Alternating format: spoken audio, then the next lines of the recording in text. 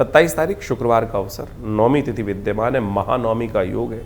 और ऐसे में ये महानवमी का योग आपकी राशि के दृष्टिकोण से जो योगा योग बना रहा है, विनम्र होकर माँ भगवती का यदि आशीर्वाद आज मिल गया और उस पूजन के साथ साथ घर के बड़े बुजुर्गों का आशीर्वाद आप पूरी तरह से लेने का प्रयास करेंगे तो ना तो आपका राहु कुछ बिगाड़ पाएगा, ना शनि बिगाड़ पाएगा कुछ। ऐसा योग, अद्भुत रक्षा कवच प्राप्त करने का योग इस दिन बन सकता है आपकी राशि के दृष्टिकोण से।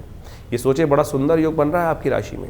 इस वक्त चंद्रमा के साथ सुबह सुबह सूर्योदय के समय में बृहस्पति विराजमान है और फिर चंद्रमा आपके धन भाव में जाते दिखाई दे रहे हैं और वहाँ स्वग्रही होकर आपकी राशि में आशीर्वाद देने का सुंदर योग बना रहे हैं आपके लिए।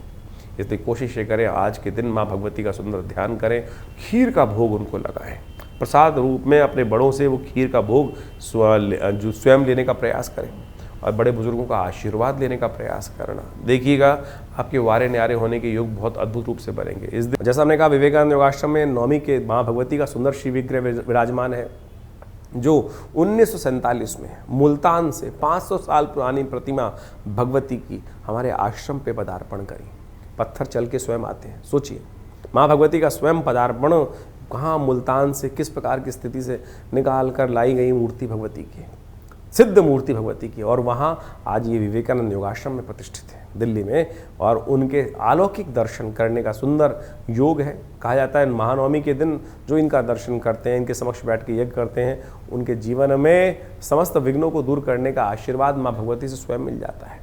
तो आइए इस महानवमी के अवसर पर आप स्वयं यज्ञ में सम्मिलित हों। शाम को 5 बजे से यज्ञ पूजन आरंभ होगा, भंडारा रहेगा विशाल, और माँ भगवती की कृपा से समस्त अनिष्टों को दूर करने का योग अद्भुत रूप से बन जाता है। ये दिव्य भगवती का श्री विग्रह जो विवेकानंद योगाश्रम में विराजमान है, यहाँ पर नित्य करीब करीब 8 घंटे का यज्ञ चलता है और संपूर्ण दुर्गा सप्तशती में सहस्त्र चंडी का कार्यक्रम भी लगा रहता है। इस बार करीब करीब 1000 पाठ, जी हाँ, करीब करीब 1000 से ज़्यादा पाठ यहाँ किए गए यज्ञ के यज्ञात्मक तौर पर, और उसका अद्भुत प्रभाव है। कम से कम पूर्णाहुति पर आप सब यदि उसी यज्ञ में आकर आहुति देंगे तो उस यज्ञ के महान पुण्य के आप विशेष तौर पर सहायक बन पाएंगे, उसी का पुण्य आपको प्राप्त करने के योग बन जाते हैं। वैसे तो शास्त्र कहता है अनाहुतु अध्वर ब्रजेत, यज्ञ में तो बिना बुलाए भी जाना चाहिए।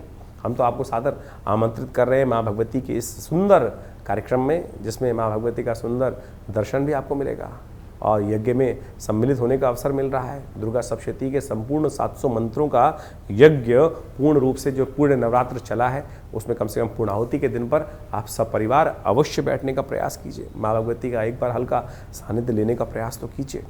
और देखिएगा माँ भगवती की कृपा से अपने आप ऐसी ऐसी घटनाएं हमने आश्रम में देखी हैं